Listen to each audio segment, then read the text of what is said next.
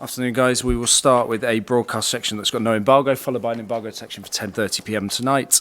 No live tweeting during the broadcast section, and use the microphone provided. Dharmesh. Ange, good to see you. Can we start off with the latest team news, particularly Mickey van der Ven, Richarlison as well ahead of Fulham? Yeah, they're the only two sort of interest. Everyone else sort of same as last week. So Mickey, nothing too significant. He'll miss tomorrow, but we're quite confident if recovery goes well with the international break. Shouldn't miss too much more. I think he came off at the right time, to be honest. So, whilst he misses tomorrow, it's still positive. And Richie trained today, so we'll just see how he pulls up. But if he pulls up okay, we'll be probably be available. From the outside, at least, last week seemed like a statement of victory for Tottenham, given the manner of how you played and the result. What did it do for your belief? What did it do for the belief of your players for the rest of this season? I didn't do anything for my belief, but I think, it kind of helps when, in a significant game or in what was, built up as a significant game. I like the way we handled the whole day, to be honest, the build up to it. It's a difficult venue. Supporters get right behind them.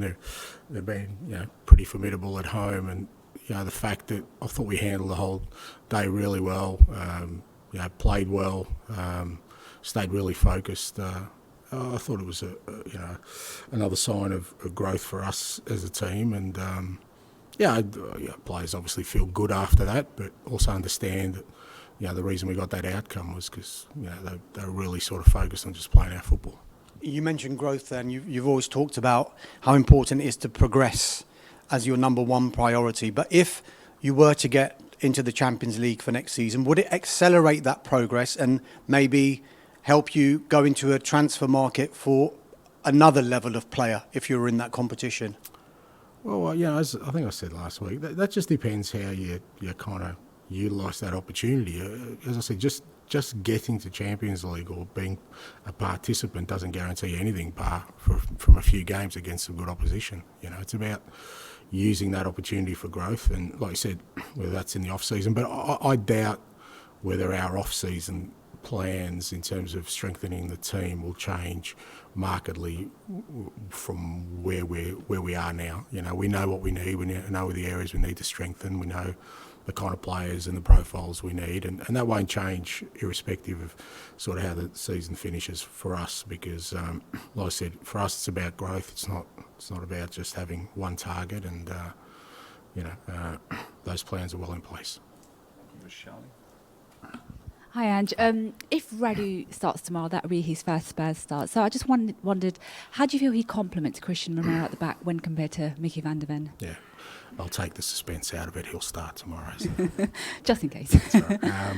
No, look, it's a good opportunity for him. We obviously brought him in with a view that it was quite evident that we were very short in that area, and he'd had a good very good half season in Italy, and he's had to be patient for his opportunity, which is not surprising because Mickey and Romero have been outstanding for us, and with only a game a week, virtually sometimes not even a game, he's had to be patient. But he's worked hard at training, and as I said to him when we signed him, I couldn't guarantee him. Well, not guarantee him. I couldn't tell him when he'd get an opportunity, but he would get an opportunity, and I thought he did well when he came on the other day. It was good that the team was already in good rhythm, even though the scoreline was still, I think, 0-0 at the time, but he contributed to sort of the way we finished that game. And he's a pretty self-assured young guy. He has belief in himself. He's got some really good people around him, and I think he can bring something else to us as a team. He's a very, very good defender, and he's very, very strong in the drills, and I think we're going to need that tomorrow. And in terms of your opponents tomorrow, Fulham, what kind of a challenge are you expecting from them?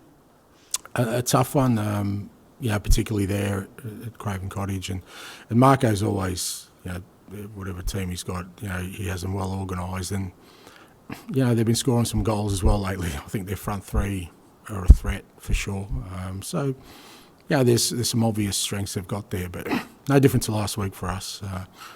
We understand we've got to play to our capabilities, but if we do and have that sort of focus we had last week around our football, then we know we're going to be hard to stop. And finally from me, you've got quite a few players going away on international duty. I mean, what will be the sort of general plan for the next couple of weeks from your point of view? I guess not too unusual from sort of other international sort of windows. We won't have many left here, so we'll do our work with them, and the rest will have obviously their commitments. And I think when we get back, I think we've got Luton on Saturday, so I think most of the boys are back sort of Thursday, Friday that week, so not unusual for us. But right now the boys are just focused on Fulham tomorrow, as am I, and we'll look at the internationals after that. Hi Ange, can I check on the progress of Manor Solomon? Yeah, no real progress. Still, he's still in that sort of position of, he's not really comfortable with where he's at. So again, we'll just give him the time he needs to get to the place he needs to be to recover. But I think that the medical team's sort of looking for some other strategies now. Okay. And at previous football clubs, you've kind of mentioned a moment maybe when you saw that the team or the club had really bought into your methods, or everyone did. Have you had that yet at Spurs? And if so, when was it? Well, it's hard to say because I usually talk about that stuff after we've achieved something. So, until you can't actually achieve something, it's hard to pick seminal moments because they all could be false dawns. So, what's important, like I said, have we progressed? Yes. Have I seen growth, both in individuals and as us as a team collectively? Have I seen, the environment improve? All those things are there, but, when you're looking for sort of key or pivotal moments, it's better to reflect on those after you've done something. Yeah. And talking of improvement and progress, you've often spoken about Brendan Johnson, getting him into the right areas as with all the wingers. How impressed have you been of how much he seems to have taken on board?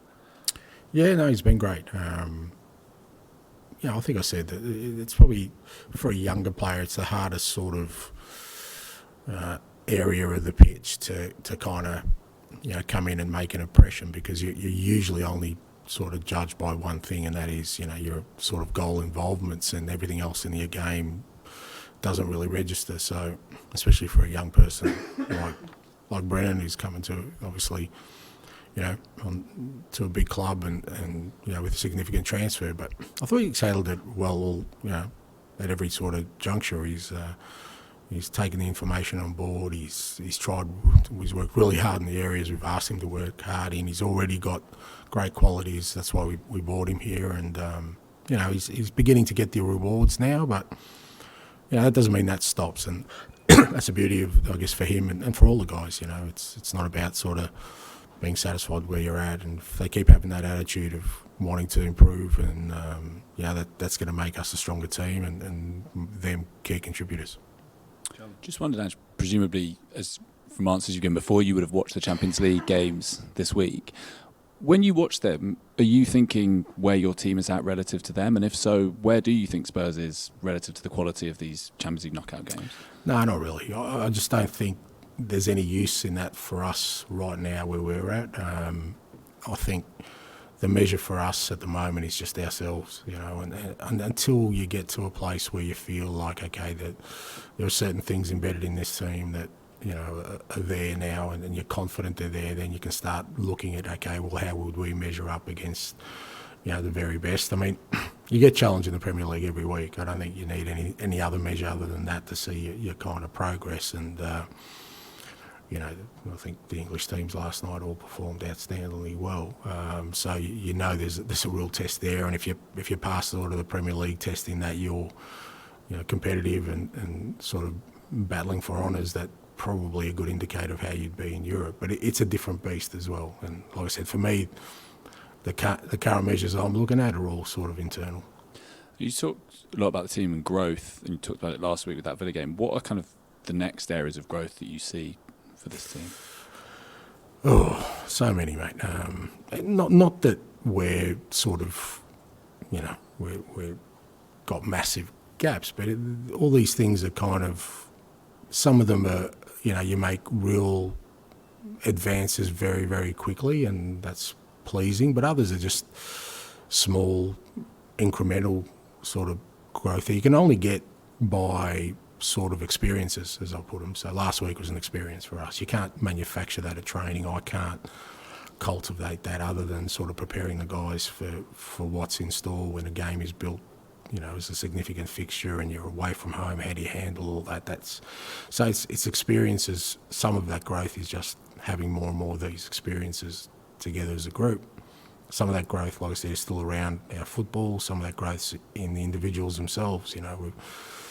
I've loved the improvement we've seen in just about our whole team, and the key of that is for them to continue to, not to sort of plateau at any point, to continue to push on. So there's many different areas.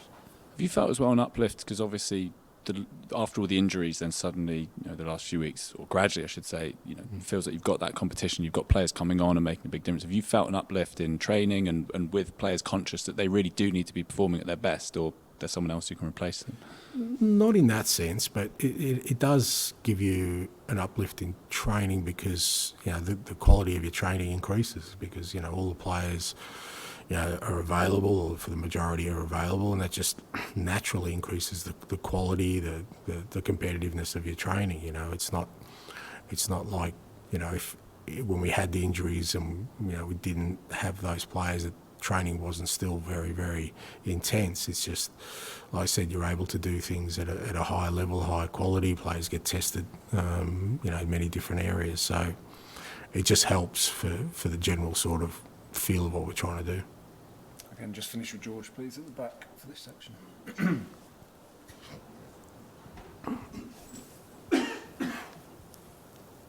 Hi, Ange. Just wanted to check on team news aside from Mickey and Richarlison. Is everyone else in the camp okay?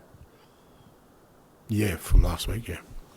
And going back to Radu Dragusin as well, I mean, obviously you had belief in him, hence why you've signed him, but I guess until you see someone sort of go through an experience, you don't know how they'll handle it. Would that 45 minutes at Villa be important for his self-confidence that he can handle the Premier League? Look, to a certain extent, but, like I said, he's not, he's got a fair bit of self-belief anyway, and that's why he made the decision to sort of come to us, knowing it's a challenge for him to get some game time. It's the toughest league in the world, I don't think he shied away from that. So, but every experience you have, like I said before, gives you an opportunity for growth. It was good to get him some game time last week because I think if you look post-international break, at this stage we've got one midweek game. Likely we'll have a couple more with the way the fixturing is going. So I think it would have been tougher if he hadn't had any game time and we threw him in as we have with other players. I think that hasn't worked that well for us.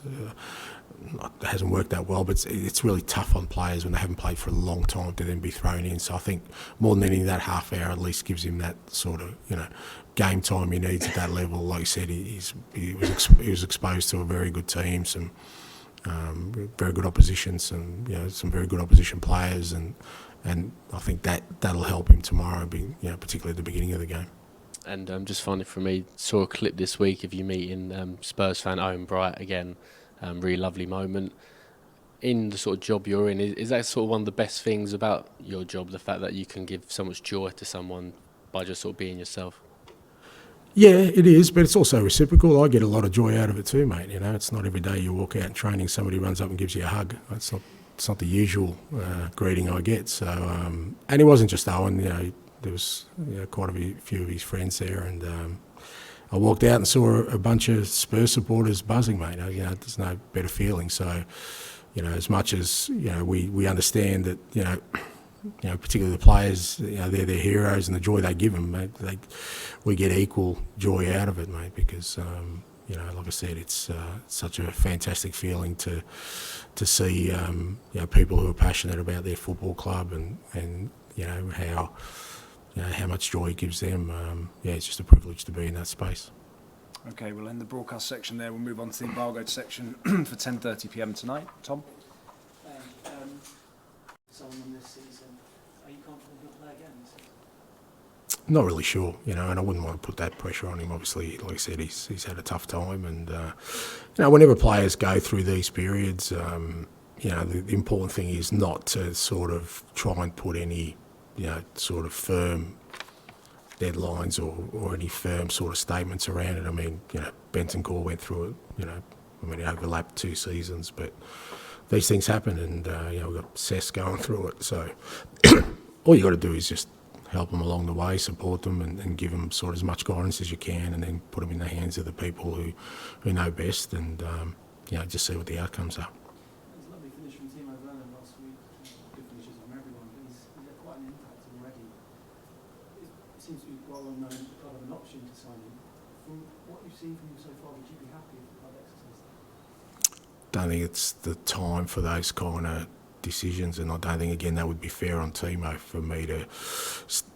When we signed Timo, whenever I've signed a player on loan, I say to them at the outset, I treat them like I do everyone else, that they'll be here for the long term, and then if it doesn't happen, then it doesn't happen, because even the ones who you hope are here for the long term sometimes aren't. But Timo's come in really, and really contributed to us from the first day. He's had to. It's been important for us, as I said, when we signed him at the time. We were really short in that front third, and if you think about, obviously when Sonny was away, but then we lost Richie. If we didn't sign Timo at that time, we would have had some real gaps. And like I said, I think then the burden on guys like Brennan and Kulusevski would have been even greater. And I think all those the guys in the front half have handled that really well. And Timo's done well, but the time for those kind of discussions are down the line for us and for me.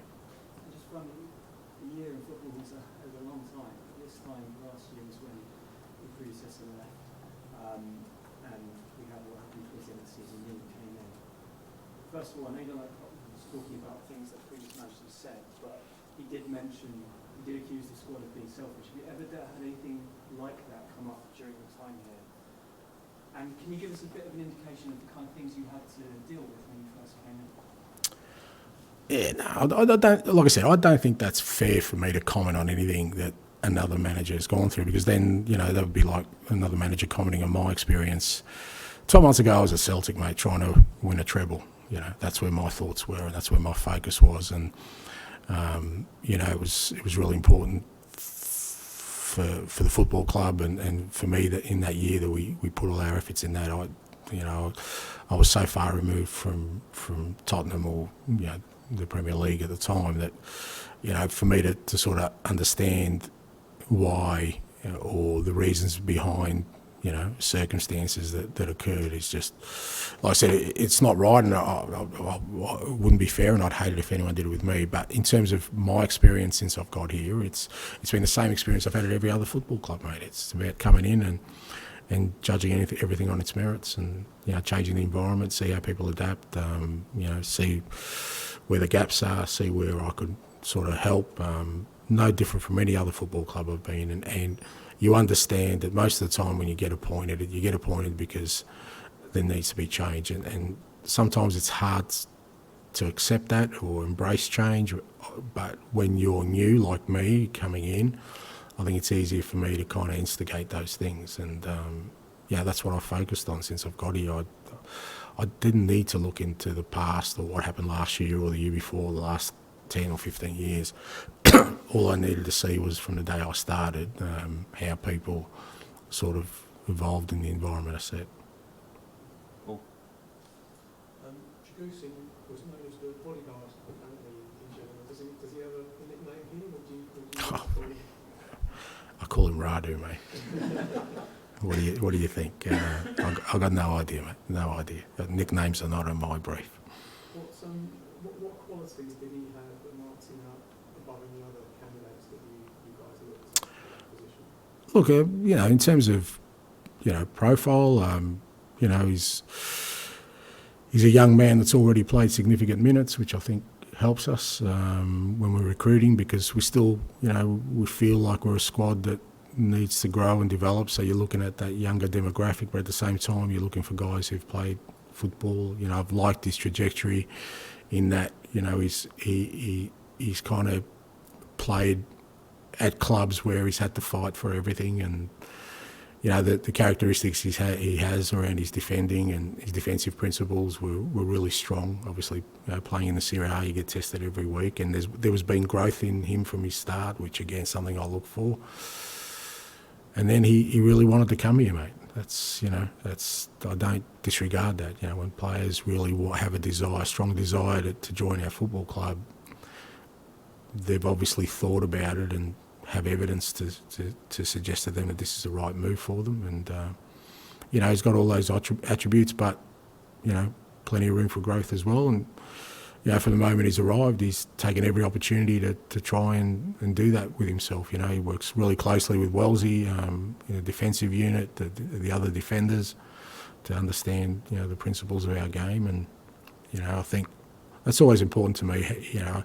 Are they coachable? Do they want to improve? You can see evidence of that usually from where they've come from. And I thought he had all those attributes.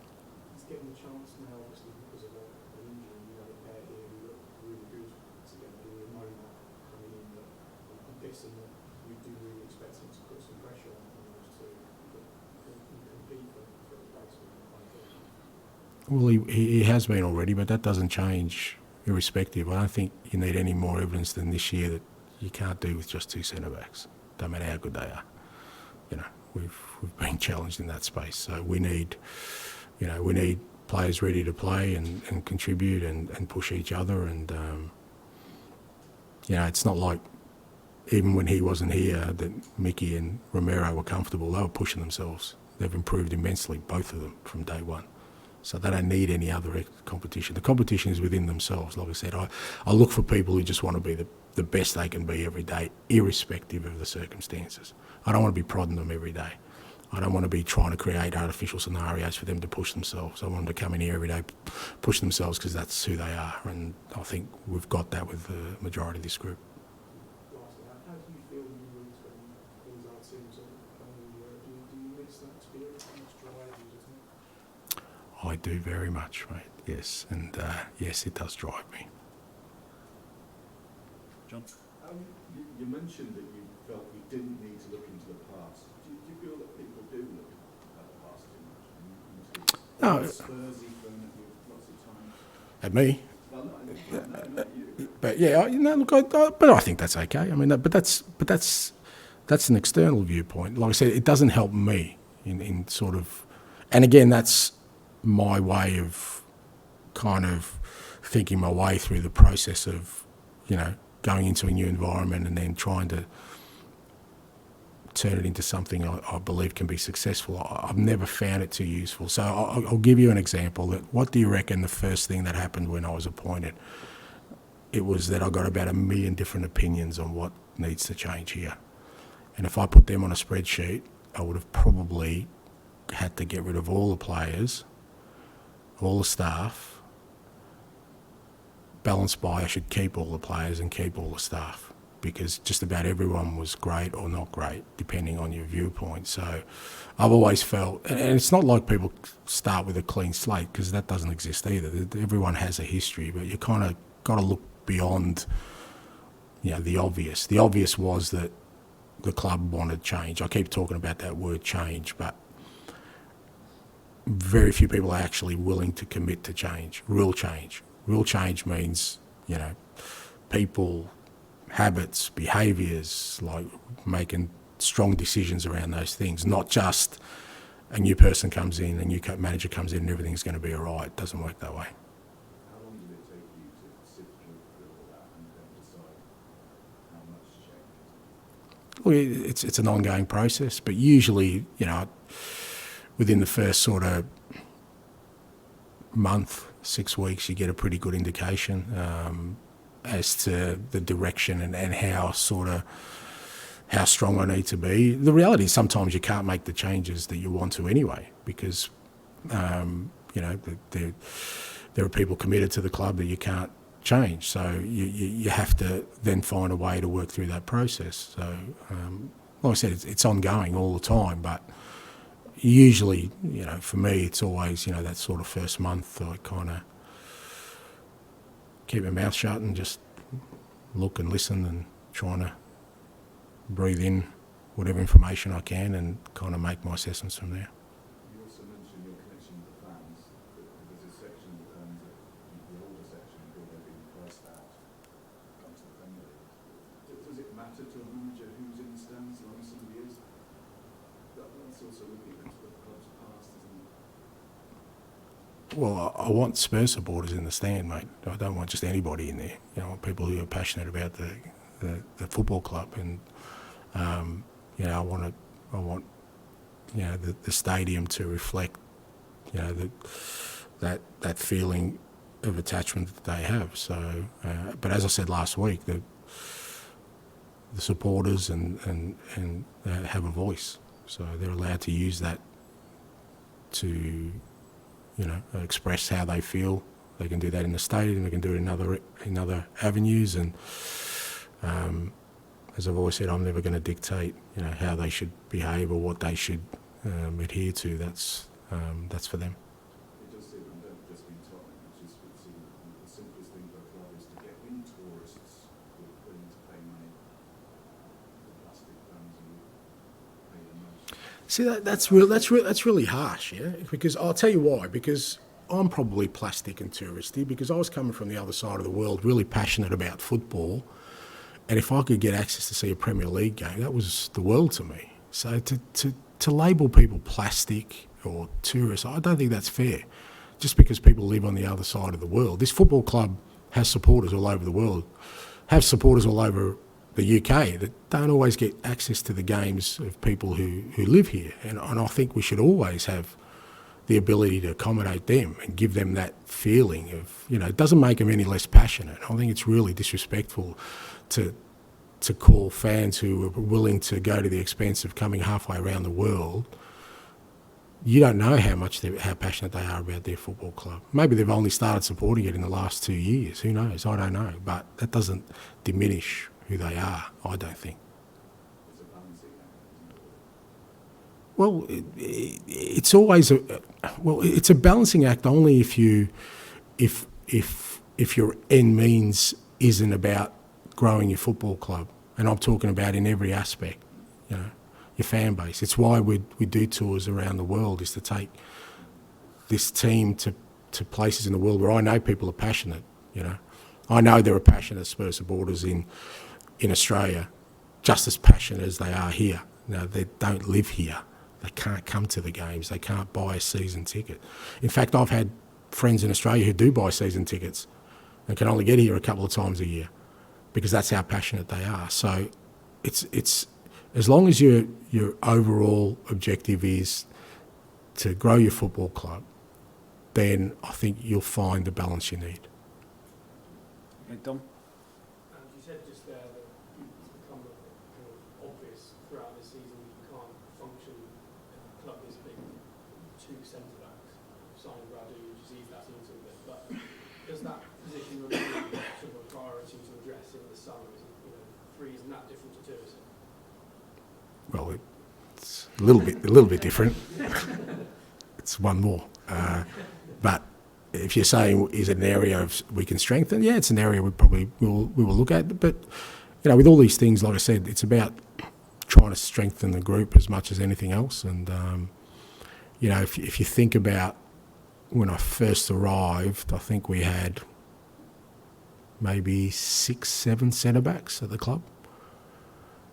So it's not just numbers. It's more about sort of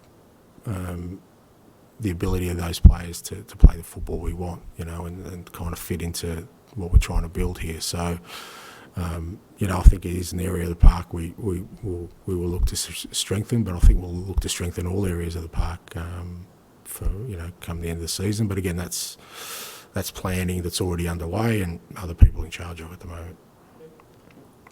Tom, anything? I was going to ask about we often see managers when they come into a team, and then a couple of years down the line, maybe there's only sort of 4 or 5 players who kind of follow that manager all the way through. When we look at your team now, it feels like quite a lot of them are your sort of player. Have you been surprised by how many of them have taken you in that?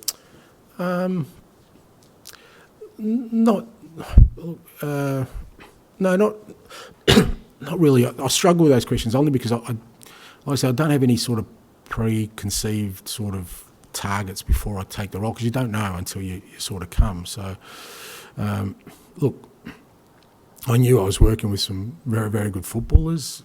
Are my ideas that extreme that, people will struggle with them? I don't think so. I think there's some basic fundamentals that most players, I think, respond to in the way we play.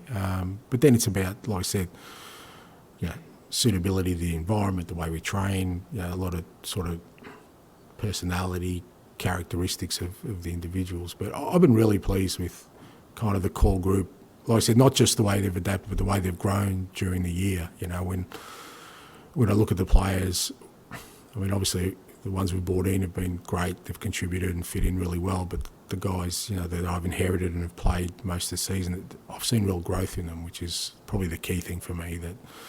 That they've really kind of improved as players and also adapted to the environment really well, which kind of hopefully fast tracks the whole process, because again, if I had fewer numbers, it would mean it would probably take a bit longer. But the fact that we've had a core group that have really taken to it, and the ones we brought in have all really been successful in that, it's helped the process.